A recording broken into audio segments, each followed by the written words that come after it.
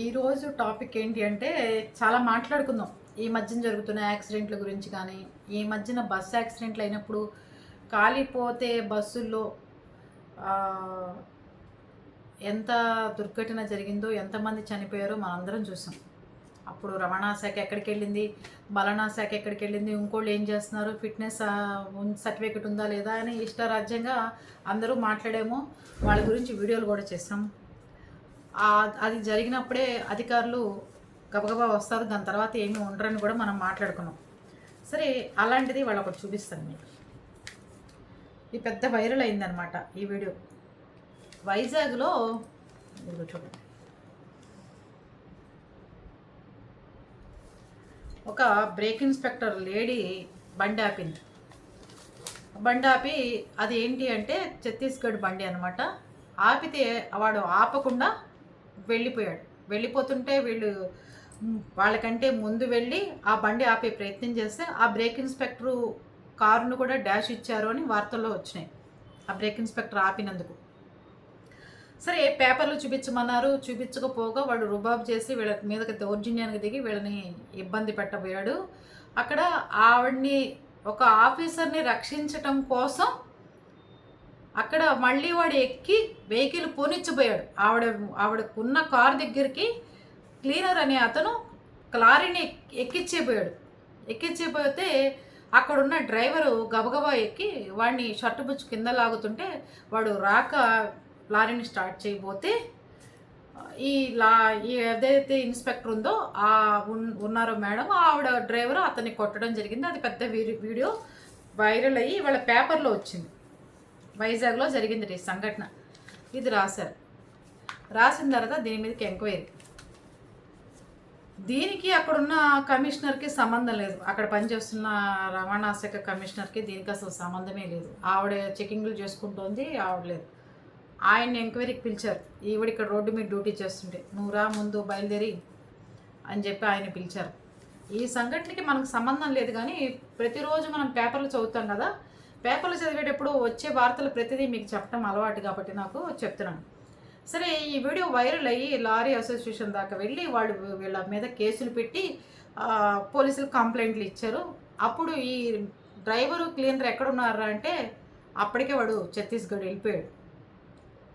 Lorry cleaner lorry తోలటానికి ప్రయత్నం చేసి, తాగి రోడ్ల మీద డ్రైవర్లు చేస్తూ, ఆపమన్న చోట ఆపకుండా పట్టపగలు లారీలు రోడ్ల మీదకి వస్తున్నా కేసులు రాయొద్దంటారు.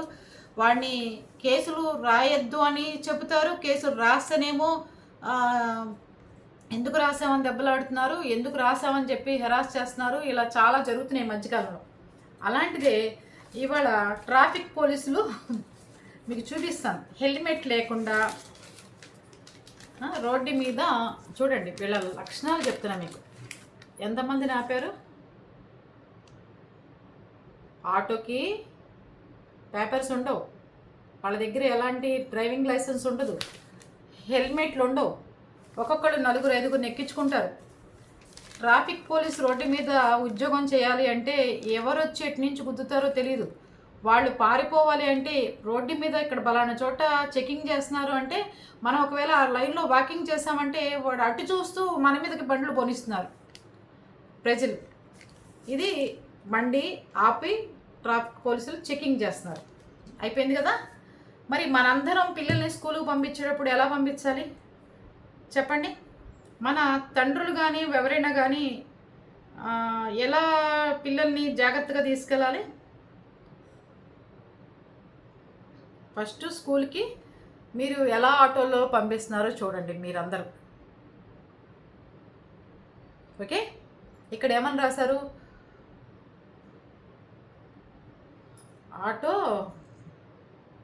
ఆటో ప్రాణాలేటో.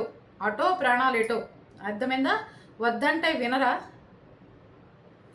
ఒక తండ్రి 3-4 హెల్మెట్ లేకుండా శుభ్రంగా ఎక్కించుకుని తీసుకెళ్తూ ఉంటాడు. బస్సు నిబంధనలు తుస్సు. ఓకే, ఇక్కడ కూడా ముందొకళ్ళని వెనకాల 4 ఎక్కించుకుని ఒక ఆయన వెళ్తున్నారు.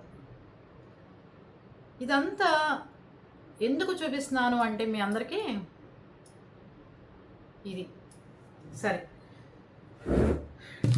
టాపిక్లోకి వెళ్ళిపోదాం. ఈ మధ్య కాలంలో ట్రాఫిక్ పోలీసులు కానీ రోడ్ల మీద డ్యూటీలు చేస్తున్న అధికారులకు కానీ రక్షణ అనేది లేదు. ఎంప్లాయీస్ ఏదైనా ఇబ్బంది పడితే వాళ్ళని కాపాడే నాదుడు లేడు. వాళ్ళు బయటికి వెళ్ళి చెకింగ్లకి ఇంటికి తిరిగి వస్తారో లేదో తెలియదు. మనం అంతకుముందు ఎప్పుడో చూసుకున్నాం.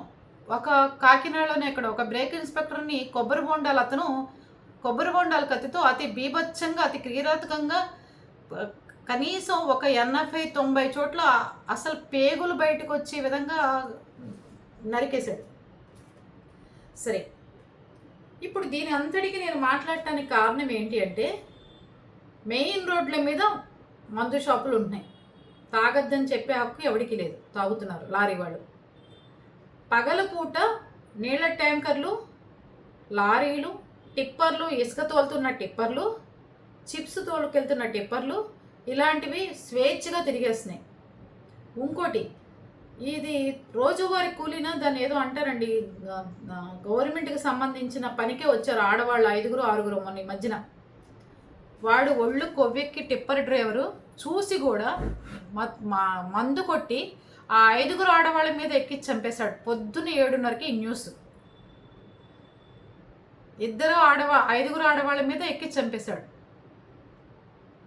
నిన్నే వరలక్ష్మి వ్రతానికి మొన్న మనం చూసాం. షాపింగ్కి వెళ్తున్న మొగుడు పెళ్ళం టిప్పర్ గుర్తుకుని చనిపోయారు. స్కూల్కి వెళ్ళొస్తున్న పిల్లలు పోతున్నారు. ఈ ఆటో వాళ్ళు ఈ రకంగా ఎక్కించుకెళ్తుంటే తల్లిదండ్రులకు ఏ రకమైన బాధ్యత లేదు. హెల్మెట్లు పెట్టుకోవాలని బాధ్యత లేదు మీకు. పేపర్లు దగ్గర పెట్టుకోవాలన్న బాధ్యత మీకు లేదు. లైసెన్స్ ఉంచుకోవాల్సిన బాధ్యత మీకు లేదు. అర్థమైందా? ఇవన్నీ తప్పులు మీ దగ్గర పెట్టుకుని ఒక లంచగొండులో తయారు చేస్తుంది ఎవరు సమాజంలో? ఎవరు తయారు చేస్తున్నారు? మీరు దేనికి ఇవ్వాలి? ఇప్పుడు నేనున్నా, నాకు ఎంఆర్ఓ ఆఫీసులో పనులు అవ్వట్లా.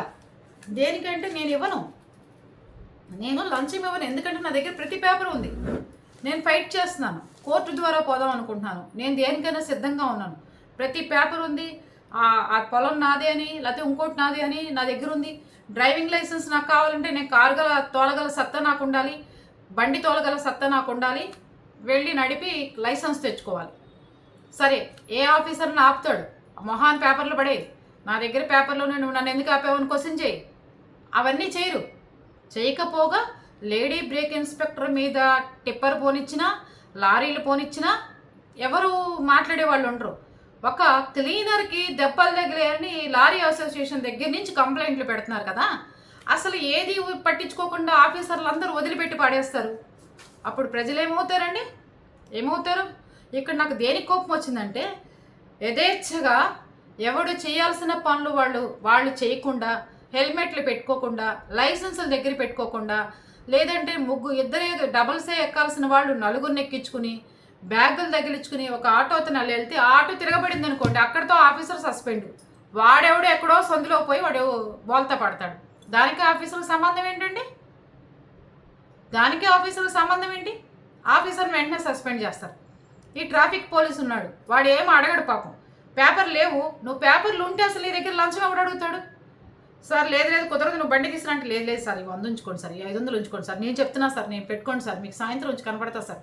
ఇవెందుకు నువ్వు? నేనైతే ఎవరికి ఇవ్వను అట్లాగా. ఎందుకు ఇవ్వను?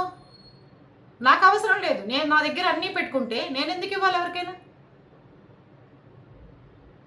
ఎందుకు ఇవ్వాలి నేను? అదొకటి. రెండోది, మన పిల్లల్ని మనం ఆటోలో ఎంతమంది పంపిస్తున్నాం అనేది మన జాగ్రత్త లేకపోతే ఏ ఆఫీసర్ వచ్చి కాపలా కాస్తుంటాడు? అసలు నిన్న తెలంగాణలో మొన్న బ్రేక్ ఇన్స్పెక్టర్ చెక్ చేస్తుంటే చిన్న అతను 35 ఏళ్ళు కూడా లేవు పాపం, ఆయనకి నిర్దాక్షిణ్యంగా టిప్పర్ పోనిచ్చి చంపేశాడు. మొన్న ట్రాఫిక్ పోలీసుల్ని ఢిల్లీలో ఆపితే ఆ ట్రాఫిక్ పోలీసుల్ని ఎక్కిచ్చేసుకుని ఏది బ్యానెట్ మీద పడుకుని ఉన్నాడు, కారు పట్టుకుని ఉన్నాడు అతను. కనీసం 100 స్పీడ్లో తగ్గించకుండా వెళ్ళాడు అతను ట్రాఫిక్ పోలీసుని లేపేయాలని. వీళ్ళందరికీ ఆఫీసులకు రక్షణ ఏదండి? అదేంటిది, లారీ డ్రైవర్లకైతే అసోసియేషన్ ఉంది. లారీ డ్రైవర్లకైతే వాళ్ళందరూ లారీలు వాళ్ళు వస్తారు, లేకపోతే అసోసియేషన్ వాళ్ళు వస్తారు. అతను ఎక్కడున్నాడు? ఛత్తీస్గఢ్లో ఉన్నవాడిని కూడా పట్టుకొస్తున్నారు. బీహార్ వాళ్ళు, ఛత్తీస్గఢ్ వాళ్ళు ఎప్పుడైనా సరే ఆఫీసుల రోడ్డు మీద బండి ఆపారా? వాళ్ళు గంజాయిలు తీసుకెళ్తారా, అన్నీ తీసుకెళ్తారా? చెక్ పోస్టులు కూడా లేవు ఇప్పుడు. ఎక్కడ చెక్ పోస్ట్ అనేది ఆపడం, చెక్ చేయడం ఏమీ లేవు. ఆఫీసర్లు ఆపడానికి లేదు. ఎవడి బండి అన్న ఆపామనుకో, ఈ మధ్యకాలంలో కొత్తగా ఉంది, ఆఫీసర్లే బళ్ళు కొనుక్కుంటున్నారు. పెద్ద పెద్ద ఆఫీసర్లకే లారీలు, టిప్పర్లు అన్నీ ఉంటున్నాయి. దాని మీద రేడియం స్టిక్కర్లు ఉండవు, నెంబర్లు ఉండవు, ఏమీ ఉండవు. వాళ్ళ బళ్ళు ఆపకూడదు, కేసులు రాయకూడదు, వాళ్ళే లారీలు ఎక్కిచ్చేస్తారు. ఛత్తీస్గఢ్ నుంచి వచ్చిన వాళ్ళు, బీహార్ నుంచి వచ్చిన వాళ్ళు మన మీద ఏమి ఇది ఉంటుందండి వాళ్ళకి. వీళ్ళ ఆఫీసర్లు వీళ్ళని ఆపుదామని చెప్పి రోడ్ల మీద డ్యూటీ చేయాలంటే ఆడవాళ్ళకి చాలా చాలా ఇబ్బందులుగా ఉన్నాయని పాపం గోల చేస్తున్నారు. పిల్లల్ని, ముగుళ్ళని, పిల్లల్ని వదిలేసి అర్ధరాత్రి డ్యూటీలు చేయాలి వాళ్ళు. చేయకపోతే అప్పుడే ఏ బస్సు తిరగబడుతుంది, ఆఫీసర్ ట్రాన్స్ఫర్. పోనీ రాస్తామా? వెంటనే వాడు ఏం చెప్తాడు, నా దగ్గర లంచం అడిగారండి అందుకే నేను మీకు కంప్లైంట్ ఇస్తున్నాను. అసలు నీ దగ్గర పేపర్లు ఉంటే ఎవరు నిన్ను లంచం అడుగుతాడు? నువ్వు ఇస్తేనే కదా వాడు తీసుకుంటున్నాడు. అసలు నువ్వు ఎందుకు ఇవ్వాలి? అసలు దేనికి ఇవ్వాలి? ఇవ్వమాకండి. ఎవరు అడిగినా ఇవ్వము అని చెప్పండి. ఖచ్చితంగా ఇవ్వాల్సిన అవసరం లేదు. మీరు న్యాయంగా ఉండి ఎదుటివాడిని న్యాయంగా ఉండేటట్టు చేయండి. అంతేగాని మీ ఇష్టారాజ్యంగా మీ ఇష్టం వచ్చినట్టు ఒక హెల్మెట్ లేకుండా, ఒక కనీసం బండికి పేపర్ లేకుండా ఆటో వాళ్ళు మమ్మల్ని ఇబ్బంది పెడుతున్నారు బలన ట్రాఫిక్ పోలీసులు, రవాణా శాఖ వాళ్ళు అని చెప్పి గగ్గోలెత్తేసి తలకాయ బాదుకుంటూ రోడ్లు ఎక్కేసి ఇష్టారాజ్యంగా చేస్తుంటే మీకు ఏం చేయాలండి ఇట్లాంటి వాళ్ళందరినీ? అంటే ఇన్స్పెక్టరు, డ్రైవరు, ఇన్స్పెక్టర్కి సంబంధించిన హోంగార్డులు ఉంటే వాళ్ళ కమిషనర్లని లేకపోతే వాళ్ళని రక్షించుకోవడానికి ఇప్పుడు ఎమ్మెల్యే దగ్గర ఎవరి దగ్గర బాడీ గార్డులు ఉంటారు, ఆయన మీదకి వచ్చి పడిపోతుంటారు, ఆయన మీదకి ఏదో పూలదండ తీసుకొస్తారు, ఏదో చెందుతారు, తోస్తేనో లేకపోతే వాడిని లాగే అవతల పడేస్తేనో. మనం సినిమా ఫంక్షన్లో చూస్తున్నాం, ఎప్పుడు రామ్ చరణ్, బన్నీ వచ్చినా సరే అభిమానులు వస్తే ఏం చేస్తున్నారు, బాడీ గార్డులు ఎత్తి తీసుకెళ్ళిపోయి కుమ్మేస్తున్నారు వాడిని. అలాగే రోడ్డు మీద ఉన్నప్పుడు బండి ఆపకుండా ఎవడైనా ఇట్లా వెళ్ళి లేడీ ఇన్స్పెక్టర్లని, ఇలాగే లేడీ కానిస్టేబుల్ని కానీ, ట్రాఫిక్ పోలీసులను కానీ ఇలాగే చేస్తే ఏం చేయాలంటారు చెప్పండి మీరు? ఆ ప్లేస్లో మీ కూతురు ఉంటుంది, నా కూతురు ఉంటుంది, నా కోడలు ఉంటుంది, ఎవరైనా ఉంటారు. గుద్దడానికి వస్తాడు వాడు, డాష్ ఇవ్వడానికి ఆ బండితో. ఏమి యాక్షన్ తీసుకోవద్దా? వాడిని ఏం కొట్టద్దా? ఆపకుండా పోనిస్తుంటే క్లీనర్లు అదేంటిది కార్ల మీదకి ఊరుకోవాలన్నమాట. అసలు ఎంత అన్యాయంగా ఉందో. ఒక్క ఆటో అతను ఆపితే ఒకటి ఎక్కడన్నా. ఆ ట్రాఫిక్ పోలీసులు చూడండి, ఈ పోలీసు కనబడుతున్నాడా మీకు? ట్రాఫిక్ పోలీసు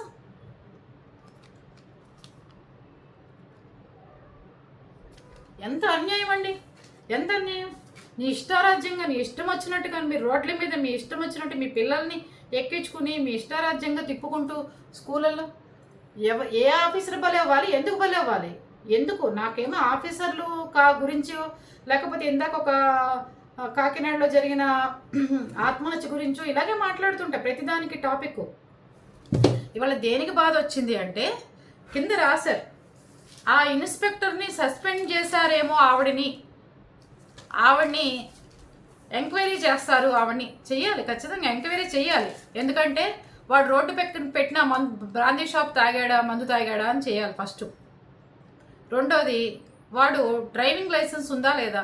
వాడి లారీలో ఏది ఆపకుండా అంత పెద్ద గొడవ జరిగితే, దెబ్బలు తగిలితే అతనికి, క్లీనర్కి, ఇక్కడ పోలీస్ కంప్లైంట్ ఇవ్వకుండా అతను వీడియోని యూట్యూబ్లోనూ వైరల్ చేసేసి అతను వెళ్ళిపోయాడు. ఎందుకు? అతను ఆ లారీ పక్కన ఆపి వెంటనే వెళ్ళి పోలీస్ కేసు ఎందుకు పెట్టలా? దేనికి పెట్టలా? మీ ఇష్టారాజ్యంగా ఎక్కడ చెక్ పోస్టులు లేవు, చక్కగా స్వేచ్ఛగా ఏదైనా తరలించుకోవచ్చు ఎక్కడికైనా, ఇబ్బంది ఏం లేదు. పట్టుకున్న అధికారులు, పట్టుకుందామని ప్రయత్నించిన లేడీ ఇన్స్పెక్టర్ సస్పెండ్, పట్టుకున్న ట్రాఫిక్ పోలీసు లంచం అడిగాడు, పట్టుకుందామని కేసు రాసిన ఇన్స్పెక్టరు, పోలీసులు ట్రాన్స్ఫర్. ఇదేగా న్యూస్ అంతా. చూడండి, ఎవరికి వాళ్ళు మారడానికి ప్రయత్నం చేయాలండి. మన హెల్త్, మన హెల్మెట్లు, మన ప్రాణానికి అవసరం. డ్రైవింగ్ లైసెన్స్ అనేది కంపల్సరీ. ఇవేవి పెట్టుకోకుండా ఆటో వాళ్ళు కూడా మీరు పట్టుకున్నప్పుడల్లా వెయ్యి పెనాల్టీ కట్టాలి. లేకపోతే వాళ్ళు పట్టుకుంటే మీరు అనేది లంచం అలవాటు చేసి మరిగేటట్టు చేసిన అధికారులకి లంచం ఇచ్చుకుంటూ పోవాలి. ఇన్ని చేసుకుంటూ పోతేనే మీ దగ్గర జోబులో రోజు మొత్తం తోలితే మీకు ఎంత వస్తాయి చెప్పండి? 2000 వస్తాయి. సాయంత్రం నువ్వు ఎక్కడికి వెళ్తావు, సాయంత్రం వేసరికి సందు చివరిలో వాళ్ళు నుంచుని ఉంటారు. శుభ్రంగా హారతి కర్పూరం అయిపోతుంది.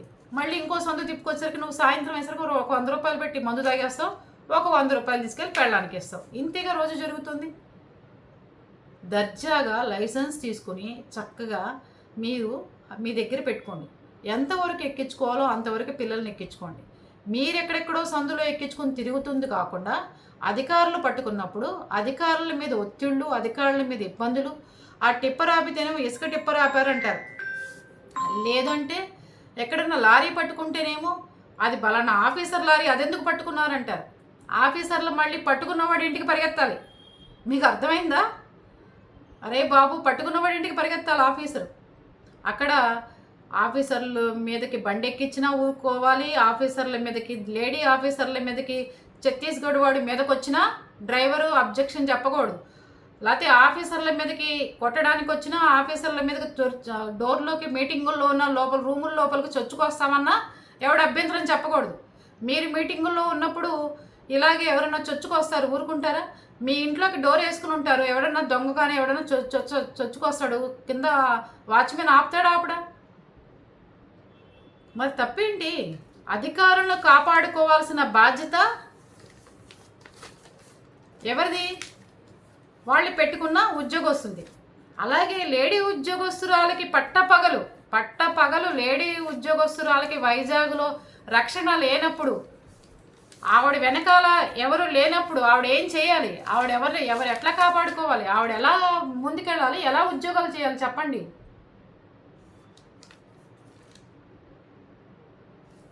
ఎండనక వానక ట్రాఫిక్ పోలీసులు పాపం నెత్తి మీద అన్నీ పెట్టుకోక సొమ్మసిల్లిపోయి విజయవాడ ఎండలు కానీ గుంటూరు ఎండలు కానీ చూస్తుంటే బాధ అనిపించేస్తుంటుంది.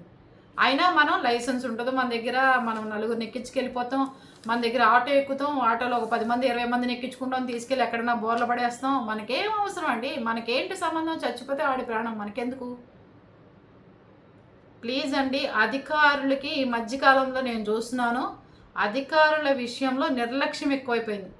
అధికారులను చంపైనా సరే, అధికారుల మీదకి ఎక్కించైనా సరే బళ్ళు, అధికారులు రూముల్లో మీటింగులు జరుగుతుంటే చొచ్చుకెళ్ళైనా సరే, లేదంటే ఆడ అధికారులు రోడ్డు మీద చెకింగ్ చేస్తున్నా, ట్రాఫిక్ పోలీసులు చెకింగ్ చేస్తున్నా, పోలీసులు రోడ్ల మీద ఆపి ఏంటి దాంట్లో ఏం తరలిస్తున్నారని చెప్పి అడిగినా గంజాయి వెళ్తుందా, డబ్బు వెళ్తుందా ఇన్ఫర్మేషన్ వస్తుంది, ఆపుతున్నారు. ఆపితే వాడు ఆపడు, ఆ కానిస్టేబుల్ని గుద్దుకుంటూ వెళ్ళిపోవడం. ఎంతోమంది కాళ్ళు ఇరిగిపోయి చేతులు పనిచేయక, లేకపోతే వాళ్ళు ఇష్టారాజ్యంగా ఏ బాడీ పార్ట్లతో గుద్దుతున్నారో తెలియకుండా చెట్లకేసి కుట్టి అలా విపరీతంగా చేస్తున్నారు పోలీసుల్ని కానీ, ట్రాఫిక్ పోలీసులు కానీ, ఈ రవాణా శాఖ వాళ్ళని. అందుకని ఇది ఎంతవరకు సాధ్యం? ఎంతవరకు మనమే దీన్ని నివారించుకోకపోతే ఎవడు ఆఫీసర్లు బయటకు వచ్చి ఏది రాయడు. ఎవడికి పట్టింది రాయటానికి? రాసే ఆఫీసర్లతో తిట్లు తినాలి, రాయకపోతేనేమో మీతో తిట్లు తినాలి అని చెప్పి వాళ్ళు మెదలకుండా ఇంట్లో కూర్చున్నారనుకోండి, చెప్పండి, మనమే కదా నష్టపోయేది. ఏ బస్సు ఎక్కుతాం, వాడు చెకింగ్ చేయడు, ఫిట్నెస్ సర్టిఫికేట్ ఉండదు, అక్కడ ఏమి ఉండదు. అప్పుడు ఏమవుతాం? మనం కాలు బుక్ అయిపోతాం.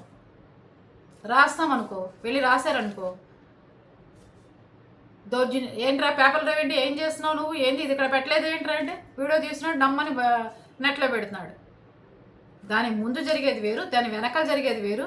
మన బ్రహ్మానందం గారి స్టోరీలానే ఉంటుంది. కనీసం నన్ను బాత్రూంలోకి వెళ్ళినప్పుడన్నా అన్నయ్య అని పిలవచ్చు కదా అని చెప్పి పెట్టాడు ఆయన వీడియో. కానీ దాని ముందే ఏం చెప్పాడు ఆయన? వాడు పెళ్లి చేయబట్టే మా అందరికీ, వాడు నా ముగ్గురు కూతుర్లు పెళ్లి చేశాడు, ఈ ఇల్లు కట్టించాడు, ఇవన్నీ చేశాడు అని చెప్పి ఇంకో బిట్ రిలీజ్ అయింది. అది అలా ఉంటుంది. బ్రహ్మానందం గారు సొంత అన్నయ్య పిల్లలు, 3 ఆడపిల్లలకి పెళ్ళిళ్ళు చేశాడు, ఇల్లు కట్టించి ఇచ్చాడు, అన్నగారు దాంట్లో ఉంటున్నాడు. నా తమ్ముడు ఫోన్ చేయలేదు, నా తమ్ముడు బాత్రూమ్కి వెళ్ళినప్పుడన్నా నేను గుర్తు రావాలి కదా అనే మాట బయటకు రాగానే అందరు కామెంట్లు పెట్టారు, బ్రహ్మానందం వెధవ, ఎప్పుడన్నా ఇట్లాంటి తుఫాన్లు వచ్చినా కూడా ఈరోజు ఆయన దాన్ని ఏమంటారు, చందా కూడా ఇవ్వలేదు, డొనేషన్స్ ఇవ్వలేదు అని మొదలెట్టి అందరూ పెట్టారు కామెంట్లు. ముందు జరిగేది ఒకటి, వెనక జరిగేది ఒకటి. ఈ రకంగా మీరు లైసెన్సులు లేకుండా, హెల్మెట్లు లేకుండా మీ ఇష్టారాజ్యంగా తీసుకుని లైసెన్స్ కూడా ఆన్లైన్లో అప్లై చేసుకోండి. ఏజెంట్ల ద్వారా, బ్రోకర్ల ద్వారా. అసలు వాళ్ళు లేరనుకోండి, ఒకవేళ ఉన్నా కూడా వెళ్ళమాకండి. ఆన్లైన్లో అప్లై చేసుకోండి, చక్కగా తీసుకోండి. అంతేగాని మీ ఇష్టారాజ్యంగా తొందరగా పనులు అయిపోవాలి, నా దగ్గర పేపర్ లేవు, నువ్వు పక్కకు రా, నీకేమైనా ఇస్తా. ఈ జబ్బు మానుకుంటే బాగుపడతారు మీరు కూడా. అర్థమైందా? అప్పుడు మీరు కరెక్ట్గా ఉంటే మీరు ఎదుటివాడిని క్వశ్చన్ చేసే హక్కు మీకు ఉంటుంది. మీరు కరెక్ట్గా లేనప్పుడు ఎదుటివాడు లంచం తీసుకున్నాడనే క్వశ్చన్ చేసే హక్కు మీకు లేదు. ఇప్పుడు నేనున్నాను, గుండె ధైర్యంతో చెప్తా.